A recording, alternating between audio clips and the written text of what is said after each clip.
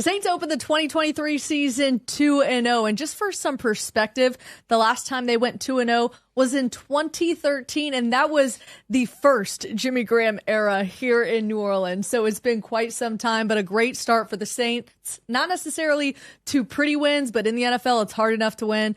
They go 2-0 to start the season. And on the short week, they are heading to Green Bay to take on the Packers Sunday. I'm Brooke Kirchhoff alongside Mike Triplett and Nick Underhill, excited to be breaking things down with you guys today. Yeah, look, as we know, if the people in the chat know, it's not necessarily how you start, it's how you get there. And we're going to get there and we're going to win this show. A little bit of a late start here, but hey, no big deal. That's how it goes. We're going to fight through it. We are coming to you from the Toro Hospital studio. If you have any medical needs, check out the LCMC Medical Network. They will get you right if you need to get right. Hopefully you don't, but that's where you need to go if you do. And if you need to start your day off, go check out PJ's Coffee. They have locations all over the city. Best coffee that you can buy. They will get you up and going every single morning. And Matt Bowers Auto Group. If you need a new car, go check them out. They have locations all over the Gulf Coast region, and they will take care of you. We vouch for them. That's where we buy all of our cars. Stumbled on this intro, but we're going to be great in the body of the show on the other side of this break. The NewOrleans.Football show is proudly presented by PJ's Coffee. PJ's Coffee has some of the best drinks that you can find. They have locations all over the city. They have pastries and everything else you need to get your day started. So go check them out. Are you looking for the perfect engagement ring? Look no further than Friend & Company Fine Jewelers' new engagement salon. This new area houses a wide selection of engagement rings to choose from in all cuts, sizes, and colors. Their experienced staff offer 5-star customer care to help you find the perfect ring to express your love. Visit their new engagement salon today. Friend & Company Fine Jewelers, the perfect ring for the perfect moment and also for the perfect person. 7713 Maple Street between Adams and Burdett Street. 504-866-5433. Friend & Company Fine Jewelers. Check them out at friendandcompany.com. For fast relief coffee. Mike Hoss here. When the AC goes out and it's hot outside, every second counts. For over 40 years, Keefe's AC Heating and Electrical has helped thousands of families stay cool in the sizzling hot months. Keefe's Get You Cool in 3 hours or less guarantee is what our customers love the most on the North or South Shore. Call Keefe's. We'll get you cool in 3 hours or less guaranteed. Keefe's Air Conditioning and Heating. And now electrical. For fast relief coffee. Moe's Barbecue is located in Metairie. They have your game day needs taken care of. Whether you're tailgating or watching the Black and Gold or LSU at home with friends, Moe's has you covered. Order pulled pork, wings, ribs, sides, and more. Come in with the family for lunch and dinner as our kids' meals will please even the pickiest of eaters. Tailgating, parties at home, lunch and dinner, Moe's Barbecue will handle it all. Moe's Original Barbecue, 1101 North Causeway Boulevard between 48th and 49th Street in Metairie. Call 504-407-5333 for your catering order today. 504-407-5333. Moe's Original Barbecue in Metairie. Hardhide Ponchatoula Strawberry Whiskey is an 86 proof blend of aged wheat bourbon, American light whiskey, and fresh Ponchatoula strawberries. Blended in New Orleans, it is not for the thin-skinned. Look for it in your favorite stores, bars, and restaurants. NewOrleans.Football is proud to be sponsored by Firehouse Subs. Make sure you check out their location on Veterans Boulevard. All right, let's get into the show.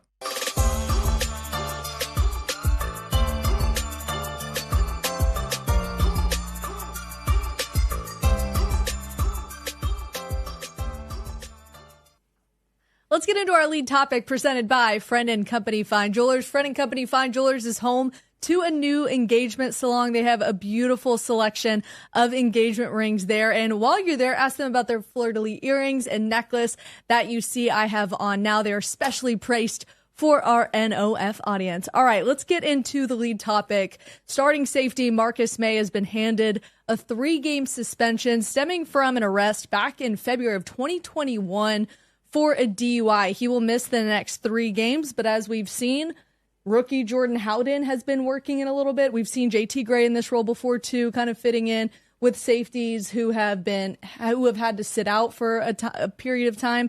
So how do we feel about the Saints right now with Marcus Maye missing the next 3 games? Yeah, look, they came to the season, they had 3 Lambo trucks, they're down to 2. I only got 1 myself. Shout out to the chat. But look, losing Marcus Maye is a hit. And they have a lot of good safety depth right now.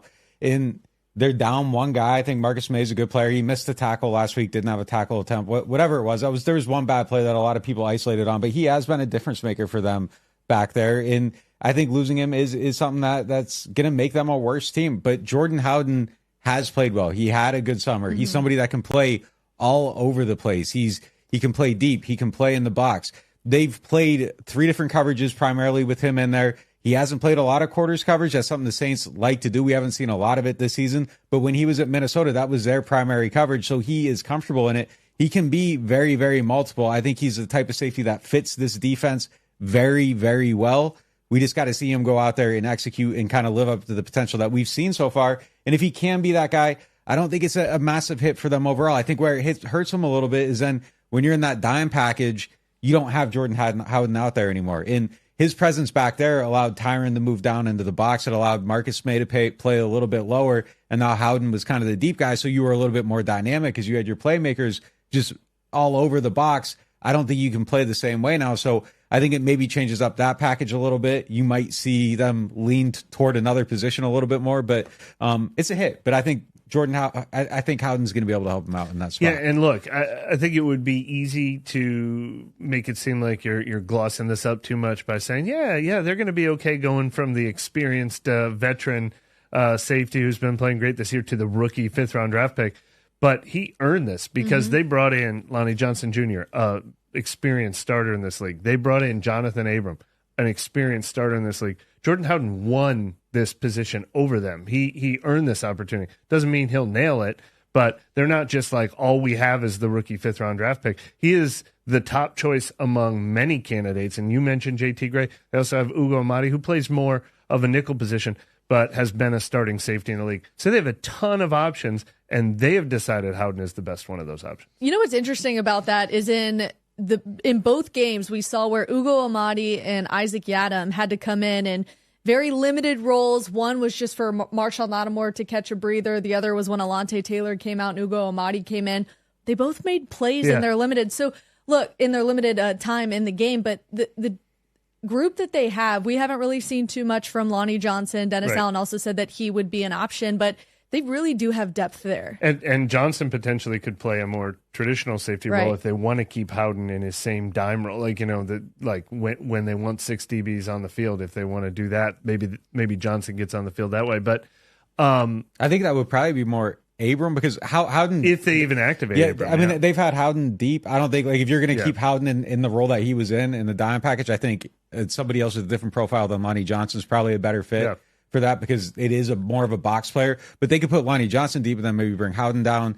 So I mean, there's different ways they could go about it. JT Gray is somebody that can play deep a little bit. I don't love that, but he's gotten better at that over his career. So they have options. Look, the thing about this loss. Like DA can say, oh yeah, like we were going to build our team like this, and they probably would have, but they have kind of exceptional depth at that position, and you kind of got to go through a few layers to get to where you're a little bit worried. Yeah. Again, losing May, I think is something that's going to make them a worse team, but they do have a lot of depth at that position, so there's different ways to get around it. To Brooks' point, I mean that's why you feel they proved that with those two guys coming in and making plays. But yeah, I mean we don't want to brush over not only has Marcus May been playing really well in these 2 games. He had an interception the first one, a sack in the second one. It's just been a good year overall for him. Last year, him and Tyrann Mathieu took a long time to develop that rapport and that relationship. He was also still only a year removed from the Achilles injury. And Tyrann Mathieu, when I talked to him about this today, he goes, his first thing is it sucks because he was just saying last week how great this secondary has gelled together because they've all been healthy. They've all been on the field. They've all been full speed. So now they're going to get tried with a little adversity. But it's very similar to the conversation we were having a week ago when the defensive line started great and lost Peyton Turner, and they didn't really miss a beat there. So you hope to see the same thing with the secondary. The last thing on this for me on this, best way to protect your safeties is by having quarterbacks that don't give up any catches. So, I mean, if they just keep covering the way they do, it takes a lot of pressure off them too. Look, I mean, Lattimore's side of the field isn't even getting thrown to right now. So if he's playing like that every single week, and if he wants to come out and embrace this challenge, now your safeties can kind of shade a little bit the other way too. So it takes a lot of pressure off those guys when like literally like a quarter of the field, a third of the field, like you don't even really have to look at because Lattimore's got it. I want to see how it changes too. We've been seeing a lot of single high cover one in the first two games. Does it change now Quarters, with quarters? Yep. I bet. Yeah, Yep. I bet it's going back to that. It's going to change. All right, the Saints did not have a traditional practice today, but we did get the estimated injury report for the walkthrough. So Foster Moreau would have not practiced today with an ankle injury. Jamal Williams would not have practiced with a hamstring. Taysom Hill limited with a knee injury. The biggest news of all, Kendre Miller upgraded to full with that hamstring injury. It could not come at a better time. Jamal Williams is expected to miss some time with the hamstring injury he suffered in the second quarter in the game in Carolina. So with Alvin Kamara still serving his 3-game suspension, is it time for Kendre Miller to finally step up, come off of this injury? I don't necessarily think the Saints are going to force him back from injury, especially after they saw what Tony Jones Jr. and Taysom Hill were able to do through the rest of the game after Jamal Williams went out. But it looks like it's on the up and up for Kendre Miller. So do you think the Saints might still go out and try and bring in a veteran running back this week, or do they go with their guys? I think if they were bringing someone in, we would have seen the tryout list today, and that guy would have probably got signed today. Like normally it would have happened yesterday, maybe because of the logistics, gets pushed back a day, but today would have been the day you see it happen. It didn't happen, so it seems like they're going to move forward. And Allen flat out said, no, we are sticking with the guys we have. I asked him directly if they had to bring in an extra guy, and he said, no, we're not going to. So that combined with the fact that they didn't bring in Miller's playing. There it is. Yeah. I mean, it's settled there. Look, I think it's huge to get him back. I think he's significantly better than Jamal Williams. I think he's a more creative runner. I think he's got more pop to him. I think he has better vision. I think he's somebody that has the ability to create a little bit more, whereas Jamal Williams is going to kind of get what you give him, and he might spin off a tackle. He might battle through and push a little forward, but like Kendre Miller's a more creative runner. That's why he's drafted in the 3rd round. He's going to be the future of this group if everything works out. That's what they expect him to be. Mm-hmm. That kind of starts right now. And look, one thing about like a young running back, like if you actually get a good rookie running back, I say this all the time. I don't think there's anything that like pops life into a team than like a good young runner who's actually making things happen. Like they just move different. It brings energy. People feed off it. It gets your offensive line blocking better because they're energized by it. So if he can be what we actually saw, like I think he's a difference maker for this team potentially. And I think he's going to make the running game a lot better. It might take him a little bit of time to kind of get his feet under him and settle in. But like, I think eventually if he stays healthy, stays on the field, I think he's going to make the offense a lot better. Yeah, I just hate the timing of this. Like, right. I think there were times this offseason that Kendre Miller had so much pop that we were so excited about him. He was at times generating more buzz than almost any other player on the roster. But the weeks that they really need him, no Alvin, no Jamal Williams, you're getting him coming off this 3-week hiatus, maybe not being 100%, maybe having to shake off some rust, not having, the practice time that he needed throughout, the lead up to this debut. I think he can be really good. I wish he had played the first 2 games and now he was getting, the upgrade to the leading role. So, my expectations for how he'll do in this game are limited, but he's going to get every opportunity because Tony Jones Jr. played really well, and Tony Jones Jr. is on this roster because they trust him in pass protection, a lot of other situations. But if Kendre Miller is close to right, he's 1 and Jones is 2. It's interesting, too. We had a chance to talk with Derek Carr today, and I was trying to be careful with the way I phrase this because sometimes they'll shut down when you give the if and the what if type of questions. But I asked him, what if you get Kendre Miller back this week? What are you looking forward to seeing from this young running back based on what we saw in the preseason? I mean, he had that one amazing play in the second preseason game, and he said his violence, which is a different way to characterize a rookie running back. But Kendre Miller is kind of that true running back who's just going to bully you throughout the entire game. He also said, too, I want this young running back to come in here because a lot of guys are going to be seeing the rookie running back and say, I'm coming at you. He goes, no, Kendre, I want you to go at them, which I think is a good sign. But before we get too deep into this Kendre Miller conversation, why didn't the Saints use Taysom Hill more in the backfield to start the season with some of these issues? I mean, it's it's the question every damn Have we been week asking of that every since damn 2013? Season. Like, it's just so overcomplicated. Like, they handed him the ball, 3 times, out of the backfield in this game. He gained yardage on all of them. They were all good plays. They did the direct snaps. They gained yardage. Like, why is it so effing hard to get this dude the ball? Like, he averages 6 yards a carry. 8.3 in this last game. Yeah, just get him the ball. Like, why? why can't you get him ball? And look, obviously, like if you're being very selective with the situations, like 8.36 yards per carry, whatever, like that's going to come down when you go into volume, and it's not like everything's tailor made to kind of like fit him to catch people off by surprise or whatever they're doing. But like, it can't be that hard to say like Taysom Hill can carry the ball, like let's hand him the football, and then he takes the football and he runs it. And either you're putting him under the center or Derek Carr's handing him the ball. But like I said it during the offseason, like why isn't he in the running back meeting room? Like you got him in the tight end room. He's not running any freaking routes. He's not blocking anybody. Like, just put him in the running back room. Let him run the ball. Let him learn how to like read the blocks even better, and just like have him in a role that he's gonna play. Like, I don't understand it. Like, I'm over trying to figure it out. When people say why, like I don't know, man. Like, they just don't want to get him the ball. Is it a play calling concern then? Is this more in Pete Carmichael's hands? Because that's going to be one of the biggest questions fans ask is, what's the deal with Pete Carmichael? Why isn't he utilizing Taysom Hill more in that role? So is it fair to place it on him? At the very least, though, the Saints had the right idea. They went into this game with only 2 running backs, which seemed weird, but they went into it knowing Taysom Hill was their 3rd running back. So at least they were aware of his capabilities, but I don't know why they're doing it as an emergency-only situation. I mean, I've been saying it for years, but again, the first 2 weeks, when it is 3rd and 2 or 3rd and 3 or 3rd and 1, like I don't care if it's predictable. I don't care if you've got all these plays you love in your score sheet, like on your play call sheet. Like, I don't understand why he's not on the field for every 3rd and 3, 3rd and 2, 3rd and 1 until teams prove, until it's even like down to 25% successful instead of 85% successful. I don't understand it either. Now, they finally did it late in this game. He ended up with 9 carries in this game, and I put this stat together last year that keeps growing. They're now 16-1 all time when he gets at least 7 carries. Now, that's one of those chicken versus the egg statistics. He usually runs more when they're playing with a lead or playing a close game where you can run the ball. But Nick said it.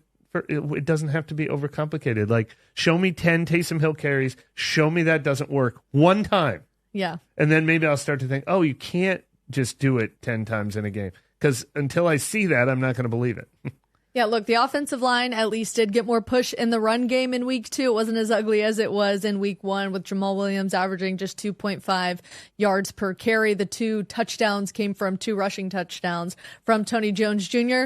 That did get set up by some explosive plays, but credit to Tony Jones Jr. for punching them in. But regardless on the offensive line, the left side still seems to struggle and is still letting guys through. Derek Carr got sacked again 4 times. It can't keep happening when you've put this much money into a quarterback. I feel like we're a broken record saying it week after week, but did we learn anything different about the left side of the offensive line of where it can get fixed? I mean, they got to be better. I thought Trevor Penning did play better in this game. Like, going through it, like I kind of score the plays like super, like I have like super negative plays, and then like, good plays, plus plays. And he had, for me, like 4 incredibly negative plays in this game. Last week it was like 6 or 7. So like there was improvement, and it was 70 snaps versus 71. So like the sample size is basically the same.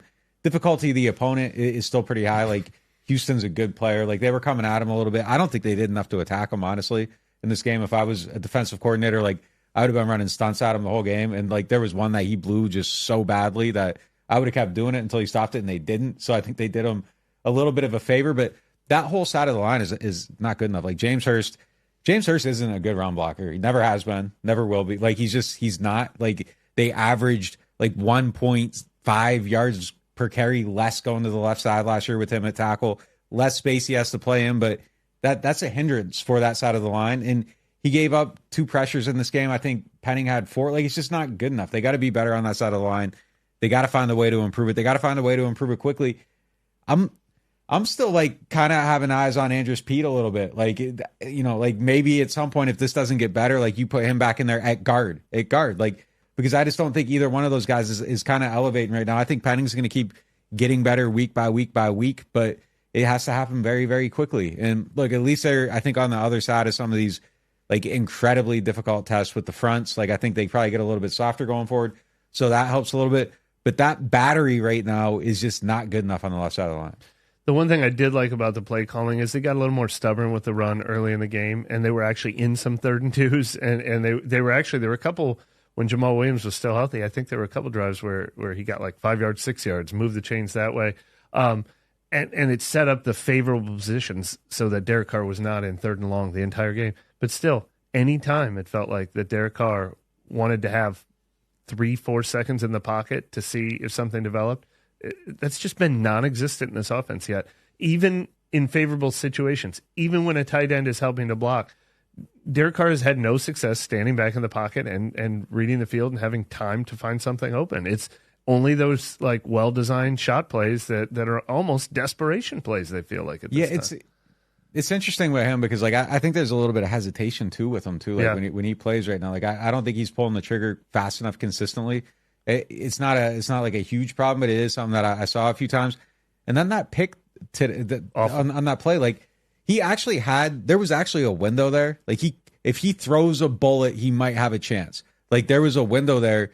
The pass rush is closing in a little bit, like the pocket's closing, but he could have moved and stepped. He possibly could have stepped right there. He throws a flat-footed pass down the field, like without enough velocity. It was a very strange decision overall. So, like, I thought he had a little more time in this game, but yeah, it's not enough. Yeah. Like everything needs to clean up a little bit. And look, the thing with him that we heard with him coming in is like, how does he handle pressure? It was an issue for him kind of throughout his career. So like, you can't have like a whole side of the line that the quarterback doesn't trust. Like if he's getting pressure consistently from them, he's going to feel it even when it isn't there. Like it affects you. You stop trusting the process. I think that's what bit. we saw. Yeah. So that has to be, they got to just do a better job. He has to have confidence in these players, I think, for him to be able to operate at his best. I do think Carr's going to keep getting better. Like it's very early in this tenure. I think the line's going to keep getting better. Like I think all this stuff's like eventually going to level out at some point. It's just when is it going to happen? Yeah. And I think it needs to happen kind of quickly, like especially on specifically that side of the line. The way Carr described what you were talking about, he said he was too quick in the first half in this game, and I think he was rushing himself in the game. But the Saints themselves put out this stat and wrote an article today talking to Derek Carr about it. I was kind of surprised to realize I think the number was 19 of 23 in the second half with no picks, only 1 sack. So he's at least making good second half adjustments. Yeah. But yeah, it's got to improve fast. Let's keep the questions coming on the offense, starting with our Martin Wine and Spirits question of the day. Martin Wine and Spirits is home to a wide selection of hand-picked barrel select bourbon, whiskeys, and more. All right, the question of the day comes from Reginald Walker saying, would the addition of more quick outs, slant patterns, screen plays, and plays designed to connect with tight ends over the middle of the field help Derek Carr develop rhythm and confidence? Many had visions of a robust offense with all of the weapons the Saints have. How can Juwan Johnson have so few targets to date? Just to answer the end of that has to do with the offensive line struggles. Yeah, I think so a little bit. I mean, for sure that they aren't getting out in their patterns as often, but I mean, I don't know. Like, you know, you've been talking about the tight ends a lot. Like, how shocked are you that Juwan just isn't like a significant part of the offense through 2 weeks? Oh, it's completely shocking, but not shocking in the standpoint of we've seen Trevor Penning struggle on the left side of the offensive line struggle. That's where Juwan was in the first game. He was giving help to the left side of the offensive line. That is not why he has been training in training camp OTAs this offseason. That is, his goal was not to be the guy that was giving help to the offensive line. It was to be the playmaker, be tight end one. We saw the connection develop between him and Derek Carr in bright spots in LA, and we were excited to really see that. We just haven't been able to because of the offensive line struggles, and I think a lot of it, too, is, look, games are a lot different than these preseason games. Derek Carr really only got 1 complete drive in the preseason. I mean, look, the joint practices do help, but when you're in the flow of a game and you've got pressure in your face 80% of the game, that's when you really get to see, all right, who did he develop trust with? Who did he develop confidence with? And it's just not there yet for Juwan Johnson. I'm not saying it's not going to get there, but it's just not there right now. I think it's a little bit of play calling, too. Like when Carr was with Gruden in Oakland/Las Vegas, like they did a lot of stuff deliberately to get Darren Waller involved in these games, and it kind of got their offense going. It would get them cooking a little bit.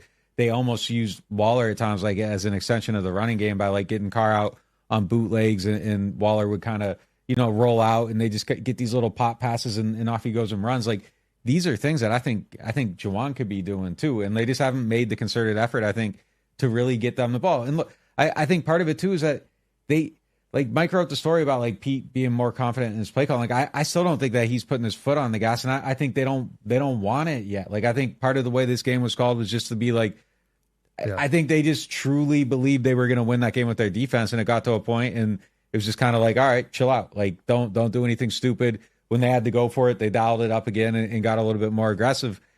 But it seems like that's the team that they're going to be. But I think if you want to be that team, though, like, your tight end should be involved. It's a high percentage play, and they look so good throughout the whole entire. Like, Juwan was one of the stars of camp, and he just hasn't been yet. So it's a surprise. I just think the offense hasn't found its rhythm yet. I don't think what we're seeing now is what we're going to see, in Boston when they're playing the Patriots. I think they're going to be a completely different team on offense by then. Not to defend Pete, but I think it's what we were just talking about. It's their protection problems. It's that affects Derek Carr. It affects Pete Carmichael too. I mean, what is he allowed to call if the left side of his line can't protect his quarterback? I think what was very deliberate in this game, even though, worst timing ever for me to write a story about how much more aggressive it wanted to be. I think it was very obvious in this game that their key was to avoid 3rd and long. I mean, that whole game plan, and I actually liked how stubborn they were with the run game, but it was, let's get in 3rd and short. Now, I think they thought maybe they can make things happen in 3rd and short. They were even trying deep pass plays on 3rd and 2 at one point. But that didn't seem to shake them out of it. But to answer the first part of that question, I'm surprised we didn't see that. I think the quick passing game is one of the best ways they can combat this protection issue is, we see it all the time when Cam Jordan's getting frustrated. Talk about a quarterback that, they just get the ball out right. I mean, it was Tom Brady's last 5 years of his career. It was Matt Ryan his whole time in Atlanta. Like, that's not the most exciting thing they want to do. They want to use their deep down the field playmakers. They want to use Derek Carr's big arm. But I'm surprised we're not seeing more of the quick passing game to help avoid the pressure that he's feeling from the left side of the line. We're going to continue the conversation on the quarterback, the offense. Is Michael Thomas back? Is Derek Carr going to find Chris Olave and Rashid Shaheed more early and often? Time will tell. Also, do the Saints currently have the best defense? Took a big hit losing Marcus May, but just looking at the first 2 weeks, we will answer that question right after this short break. Now, at New Orleans Hamburger and Seafood Company, get our $10.99 shrimp remoulade combos with zesty shrimp remoulade and fried shrimp or catfish for only $10.99. And did you hear? Soft-shelled crabs are back at New Orleans Hamburger and Seafood Company. Are you tired of renting and ready to own your dream home? Contact Jefferson Financial Federal Credit Union, your trusted source for home loans. Our competitive rates and flexible terms can help make your home ownership dreams a reality. If you're a first-time home buyer or looking to refinance, our experienced lenders are here to help. Our online application process allows you to apply on your schedule. It's quick, easy, and convenient. Visit us online at jeffersonfinancial.org to learn more. Federally insured by NCUA, Equal Housing Lender. At Turo, we were born for moments like this. From bringing new bundles of joy into the world to delivering what new mothers need to stay healthy. Born to keep hearts beating strong and to keep seniors active and healthy for years to come. Because at Turo, we deliver more than babies. From heart care to cancer care and newborns to seniors, at Turo, we're born to care. Martin Wine and Spirits is home to a selection of hand-picked barrel select bourbon, whiskeys, and much, much more. They are family owned and operated since 1946 and specialize in wine, spirits, gourmet food, gift baskets, catering, and tasting events. They have many locations, so they're never too far away. You can check them out in Metairie, New Orleans, Mandeville, and Baton Rouge, or if it's more convenient, you can always shop online. Whether you're a wine novice or a seasoned collector, you'll enjoy the Martin Wine and Spirit experience.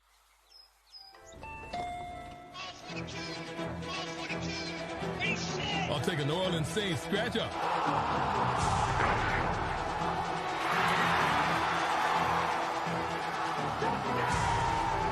Play New Orleans Saints from the lottery. Just scratch, fold, and punch your way to winnings.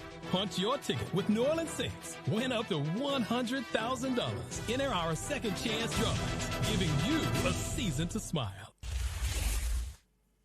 Welcome back to the Turo Hospital Studio as the Saints wrap up a short practice on a short week as they get prepared for the Green Bay Packers Sunday during the day, a noon game in Green Bay. We got a lot of noon games actually this year. I'd like to actually hear from the Saints fans. Do they like that? Do they want late games? What is it? Are we a noon fan base? But look, this one thing about this Saints team, The defense is absolutely firing on all cylinders. They are our money segment presented by Jefferson Financial Federal Credit Union. They were almost so close to being one of the teams that has not given up any touchdowns in 2 weeks. They might have been the only team that would have been given up no touchdowns in 2 weeks, but with under 2 minutes to play, they give up the one to the Carolina Panthers. They punch it in for the Saints' first touchdown given up. But with that and what we've seen in the first 2 weeks, is the Saints defense the best defense in the NFL? Have we talked to Jefferson Financial? Do they just want to sponsor the Saints defense? I mean, they've been our money segment each if week. we make anybody else the money segment, it's the relax. Stop giving my money away, man. Chill. They sponsor us on behalf of us. I mean, it should be the Jefferson Financial defensive money moment of the. I mean, they're putting so much on their backs, and they're delivering every time. It's unbelievable. But one thing I was going to say is, people love to parse everything DA says. I thought it was pretty funny that in the post-game press conference, when somebody said, you guys have gone, you went the first game and then all the way until there were less than 2 minutes left with your defense not allowing a touchdown. He said, I wish it was 0 touchdowns. We're not nobody's patting anybody on the back around here. We want to be better than that. We need to be better than that. I was like, that is a soundbite that people are probably going to love to hear from DA. The standard is high. The execution is higher. It's unbelievable. What's the stat that's floating around? Like 11 games in a row now with 20 or less points or something like that? Mm-hmm. 10, and it became a franchise record. It was set by the Dome Patrol in 1991. Yeah. So, I mean, look, that's outstanding. Like they're playing great right now. I think they're in that conversation. I don't know. We'll see, as it progresses, but they're definitely one of the better defenses in the league. They should rest on it. Like that should be the identity of the team. We're seeing it. The pass rush is better than I thought it was going to be. So, we'll see going forward if the lack of depth there ends up coming back to bite them. But right now it's not. So, yeah, I think everything's kind of firing where it needs to be firing for them on that side of the ball. Losing Marcus May is going to kind of be a thing. And yeah, they gave up one touchdown late in the game. It kind of really doesn't count. It was really the only thing they didn't do well in this game was cover the slot. Alontae Taylor gave up 10 catches in this game. He had some bad moments in run defense. He's learning. I think he's going to figure that all out. But it says a whole lot that you can have a guy kind of learning on the fly, and it doesn't really affect anything because everything is so strong around him. And he gave up 10 catches, and it wasn't even a ton of yardage either. So, there was help. He was tackling quickly, but that's just really kind of the one thing that they gotta figure out. But that's going to keep improving on that side. And that's the difference, though, between, him and Penning. The Penning thing is glaring because the whole line isn't balling right now. Everybody's balling on defense. You can kind of get away with that a little bit. Is it sustainable though? Can the Saints continue to perform at this high of a level, especially now continuing on the road on a short week in Green Bay? This level feels unsustainable because it's so good, but they can be this good without having these results. What's interesting is this would be by far their stiffest test. I mean, unless Carolina turns things around in a hurry, that could be the worst offense in the NFL this year. Not fun to watch. Their offensive line, they don't have the receiver depth, and Bryce Young isn't good enough yet to make up for that. But if Green Bay was at full strength, remember, this is not a rebuilding team just because they switched from Aaron Rodgers to Jordan Love. But they might not have Aaron Jones in this game. He's dealing with a hamstring injury. They might not have Christian Watson in this game. He's dealing with a hamstring injury. They might not have their all-world left tackle David Bakhtiari in this game. He's dealing with an injury. If those guys do play, they might all be limited. So this won't be quite the test it is. I look at the schedule. When is the test? I don't know when the test is for the Saints. That's going to be a reason why they might end up with the number one defense in the league. Let me ask you something. So if the defense is playing like this all year, they get into the playoffs. Do you think DA can take a part in an offense or two and they can win if, say, their offense is the 18th best in the league? My thing is, if you're playing this good each week or continue to play at this level, you're going to eventually start seeing pick sixes. You're going to eventually start to see breakdowns. The guys are going to see the ball better if they continue playing this way. It hurts not having Marcus May back there. I mean, just one player could disrupt the entire defense, which is my biggest concern. Look, Jordan Howden is a rookie. Yes, he has proved that he is somebody who probably should have gotten drafted a little bit higher. He's come in and he has started with that group and the dime that you were mentioning. But, man, if this is sustainable and they continue to play this good, it's going to be a great year because I think Derek Carr is only going to continue to build chemistry with the offense. I think Pete Carmichael is going to figure it out, especially with Derek Carr at quarterback. And Derek Carr is very vocal about the play calls, and so I think that will aid too. So defense keeps playing this good, team's only going to get better. Yeah, look, they could be like the 49ers, and you don't really need a quarterback when your defense is that good. And they have a much better quarterback than Brock Purdy, I think. But It's interesting to me. I was thinking about it today. Like, I don't think DA gets enough credit for being like one of the finest. Like, and it's just I was thinking legit. about that the other day too. He needs to get his props because it's insane how good they played straight out of the gate. He is one of the best defensive minds of this generation. He just is. You can say whatever you want about him as a head coach. Yeah. As a defensive play caller, designer, he's a mastermind. He is. We see it year after year after year since he came in 15. Like, they just turned around, and a lot of the run was because of how good of a coach he is. And I do think if they get into the playoffs, if they just have a good enough offense, like he's gonna wreck an offense. Like, he's gonna just give them everything they need to do to be able to win a game. They're gonna win a playoff game just off his mind, and then if they're actually a good offense beyond that, like, who knows? But he is that good, and I just don't think he gets the recognition he deserves for being that good. I was just talking to somebody, another reporter at the last game about it, and I was like, your reputation changes when you go to be a head coach, but like if he was like Monty Kiffin, who just spent his career as a defensive coordinator, or Dick LeBeau or something like that, who they just stayed as they become legendary as defensive coordinators. The only success he hasn't had is when he's been the head coach and the buck stops with him and all that. But his defenses have never faltered in this stretch with the Saints. Yeah, right now he has the best record in the NFL as a head coach. So for this season, you know what I mean? So he's doing his job right now. All right, we're going to get to 2 breakdowns, starting with Nick. Look, the reason why this defense is having so much success, Marshon Lattimore is absolutely playing his best ball, which is crazy to say that he's playing better than we've seen him in recent years, but he really is. He is coming for that number 1 cornerback spot right now in the NFL. Why is it working? So I did my film study today. You guys can read that on the website, breaking down Rashid Shaheed's growth as a receiver, a bunch of other stuff. I'm not going to give it away for free. It costs $9. That's how we pay the bills. But yeah, I mean, look, I was trying to find something to say about Marshon in that story, and it's just like, what do I say? Like, he did give up 1 catch for 6 yards. It was like a little crappy screen. Like, he got picked, went on that side. Like, it's not a real play. Like, it's not a real play. He gave up a 6-yard screen to Thielen. But like, I was trying to find something to like highlight, and it's just like he's going through, and it's just like you play after play. It's just like, okay, here's like Marshon and the guy, and he's just like suffocating him, and it's just like, what do you show? Like, it's just like he's killing everybody. Like, they just can't get open against him. He's approaching every snap with like high intensity.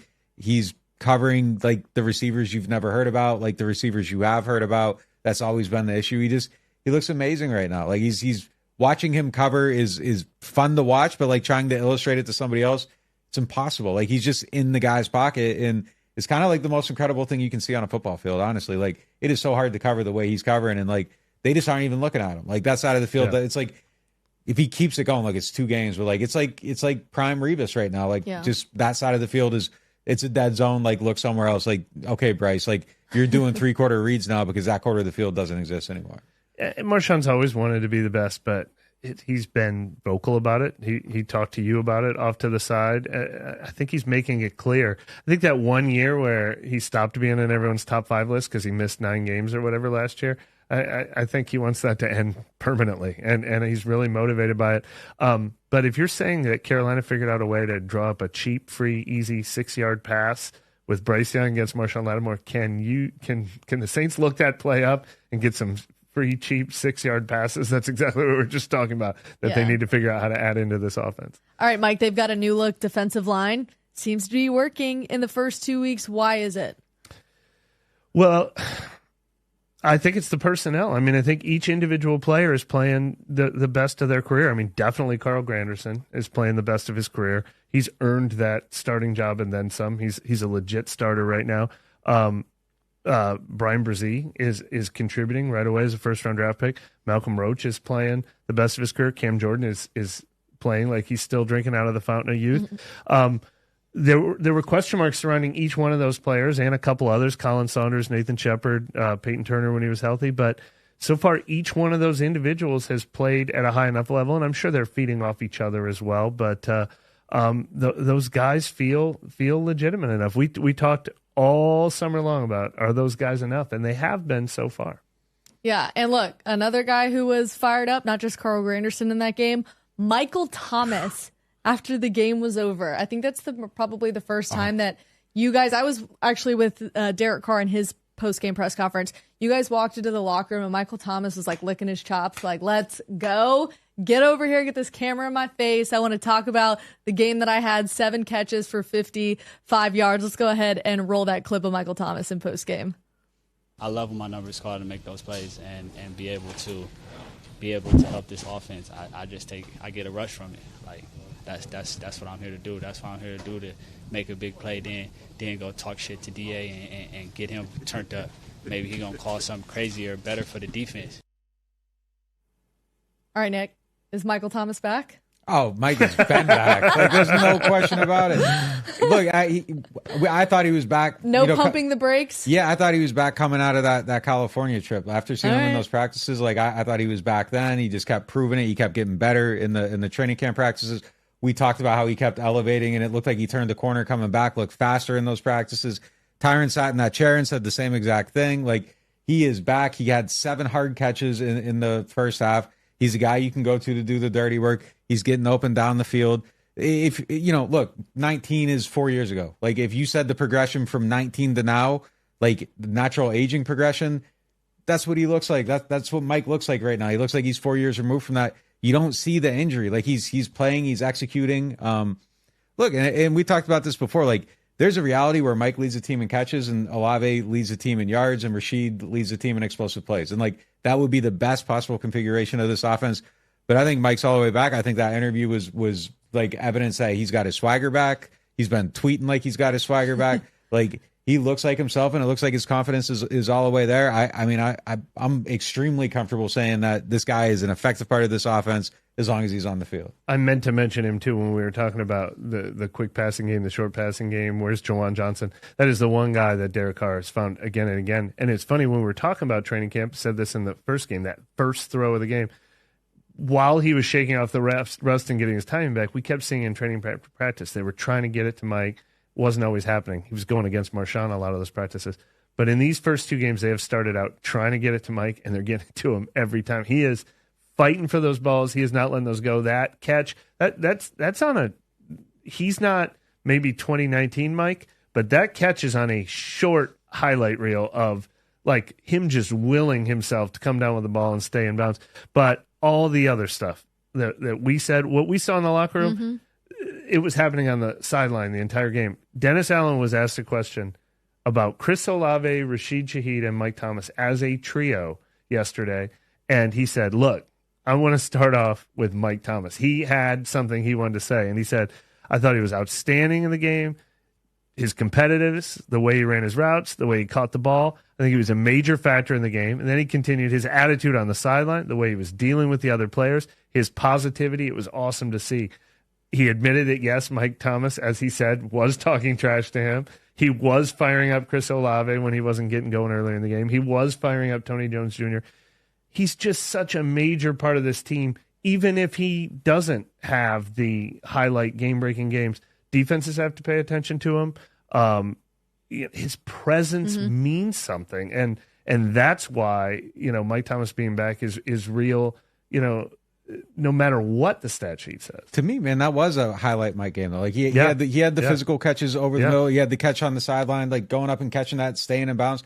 That's a highlight reel play. Like, he's not going to have the 60-yard down the field explosive like Olave, but for Mike, those are Mike highlights. So that was right. Like you said, that was on a short list. I mean, he's back, man. Like, there's no reason to even hedge it at this point. Like, I don't need to see anymore. Like, he is back. He can do it. He's playing well. I mean, the real question is like, where does he end up ranking on this list of receivers? Like, is he going to compete, like, to be, neck and neck with Olave? Is it 1 and 1A, or is it 1 and, 2 and then Rashid's 3? Like, it's just really kind of, where does he fall into that grouping? I think it's just because they're different receivers too. Even Derek Carr was saying that Rashid Shaheed just has crazy speed, that he could just throw a go, have him go a go route and just toss it up, make sure he throws it hard enough, because Rashid Shaheed is just that quick getting down the field. And then we saw that incredible Chris Olave catch where he kind of juggled it in the air a little bit and then came down with it. But we got to talk about this very random post-game situation with Michael Thomas, assuming and presumably what the broadcast was saying and what we saw on social media, that Michael Thomas was trying to walk into the Carolina Panthers locker room. So Derek stupid. Brown didn't like it. You saw them going back and forth a little bit. By the way, Derek Brown, I covered him in college. He is a very scary human being. Super nice guy, but like when he's pissed off, I don't want to be anywhere near him. So seeing that video, I understand kind of what people can assume and see there, but you guys got the real story. What actually happened? Yeah, look, Mike's been in the league for 8 years. I don't think he needs to go visit somebody's locker room. Like, he's that's not going to start. It's stupid. Like, he's not going to, like, go check it out. And after the game, like, if you're going to break into a locker room, go in, like, when you can take a playbook or something, like, why are you going in after the game? Look, there's a like, the medical part of the building, and, like, Mike medical, everyone's going to freak out. Like, no, there's nothing to worry about. Like, he's cool, he's healthy. There's nothing to worry about. Yeah, it was not on the injury report. Yeah, so that's the tunnel you have to go through to go see the people over there. So he was going to see someone over there.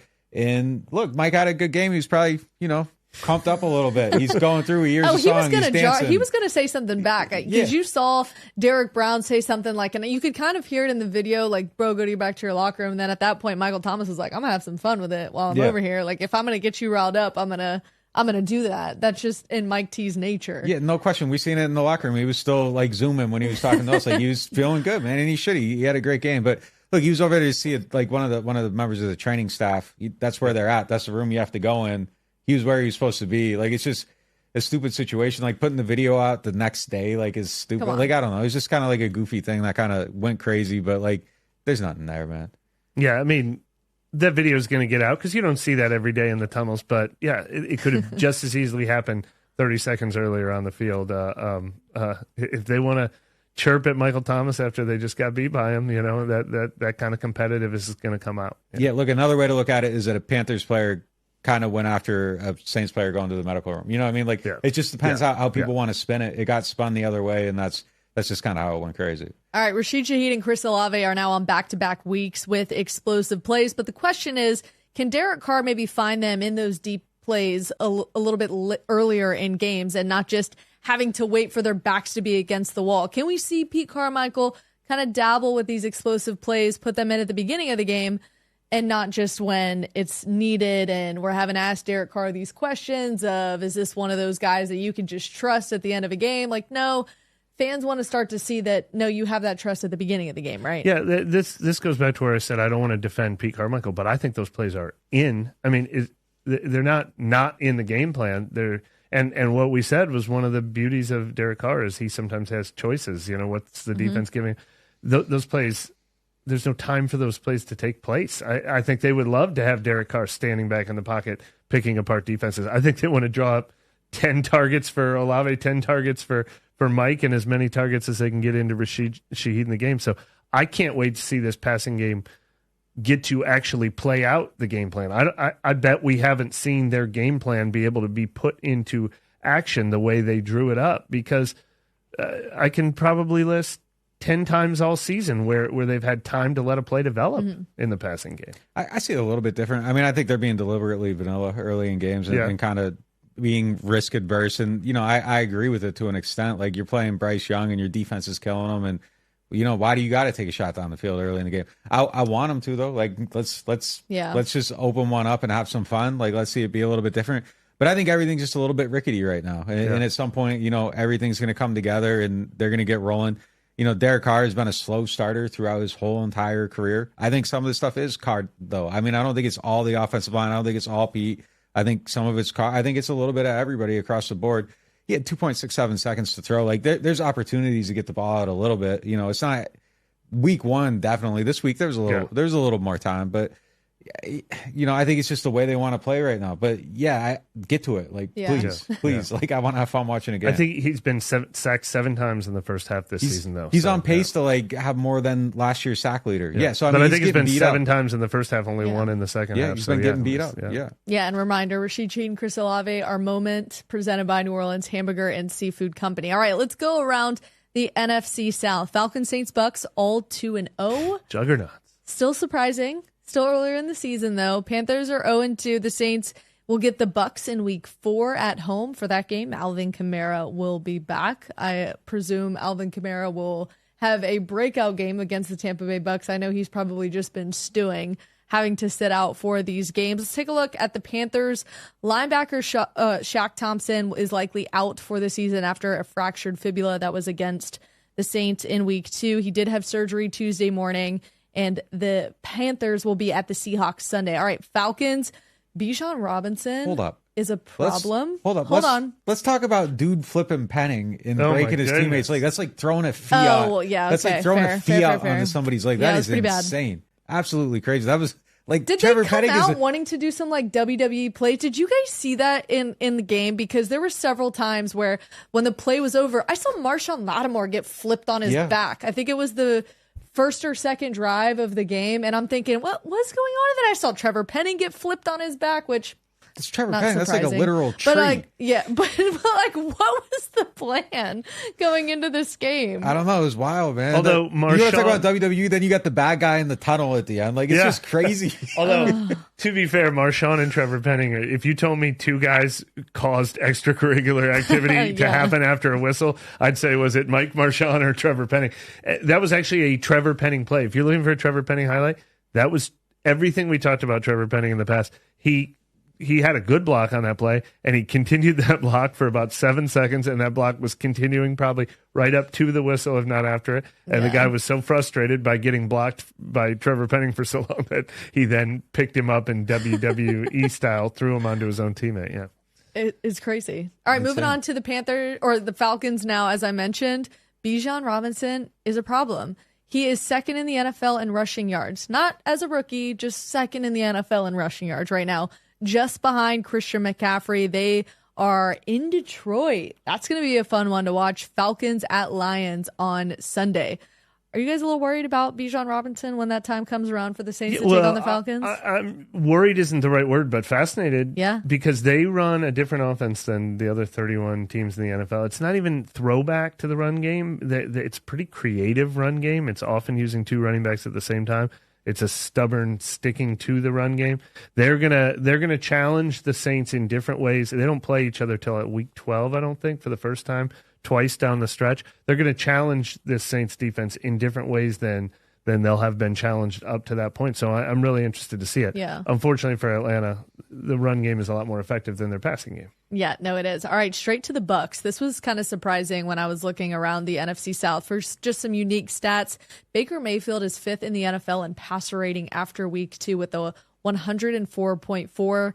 They get the Eagles in Tampa Bay Monday night, another good matchup, but maybe Baker Mayfield is another one we're sleeping on. I also think it's too early to say that.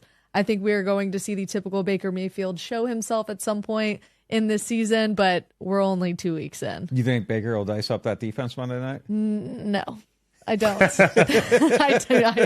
don't. So you think it's full I don't want scope? to eat my words either, though. I haven't been I've been watching stats. I don't necessarily know this Eagles defense by the back of my hand, but you still have Brandon Graham, you still have Fletcher Cox, Darius Slay. Yeah, I mean, I think it's fool's gold. He's Baker Mayfield. That part of it's probably fool's gold, but I'll tell you what, somebody that has been slept on, and everybody, especially like I noticed in fantasy, I couldn't believe like you had to go down. I'm like, wait, since when is this guy's done? He's not Mike Evans, and that is the matchup we're going to be talking about next week. Mike Evans is killing it right now, and Baker Mayfield's doing one thing right, getting the ball to Mike Evans. Yeah, finding him as well. How's Chris Godwin look too? This far into the season. Yeah, I'm watching the Saints. I don't know. But Chris Godwin is another one, too, that kind of flies under the radar. It was really Mike Evans and Chris Godwin were flirting with who's the one, who's the two a few years ago, but he's also another one. Yeah, I haven't studied, but look, he had the breakout season a few years ago, and he hasn't been the same since. Yeah. I mean, so I don't know. I mean, but look, get the ball to Mike Evans. That's always a good plan. Look, he's like I say this all the time. He's going to walk into the Hall of Fame, and Saints fans are going to be like, why? Because Marshon Lattimore exists, and they don't think he's that good, but dude is he's outstanding. And if you're getting the ball, your passer rating is going to be high, your percentage is going to be high, but it's Baker Mayfield. You got to watch this play he just made. I don't even know if it was legal. Speaking of WWF style, he like basically tossed the defender out of the way and then caught like a 70-yard touchdown pass. Mike Evans is showing the fuel right now. We're going ahead, but I cannot wait for Evans Lattimore 9 or whatever we're on now. It's going to be so much fun. We will continue previewing Saints at Packers happening this Sunday, noon in Green Bay. It's actually going to be nice weather. This is the first time for me being at Lambeau, so I'm excited for that and amazing to not experience. Have to be in negative temperatures. Looking forward to it. We will be back out of practice tomorrow, but thank you so much for joining us live on NewOrleans.Football. If you guys like the stuff that we've been bringing to you, Make sure to like and subscribe. Thanks for joining us for a late night edition of the live podcast on NewOrleans.Football. For Nick Underhill, Mike Triplett, I'm Brooke Kirchhoffer. We'll see you guys next time.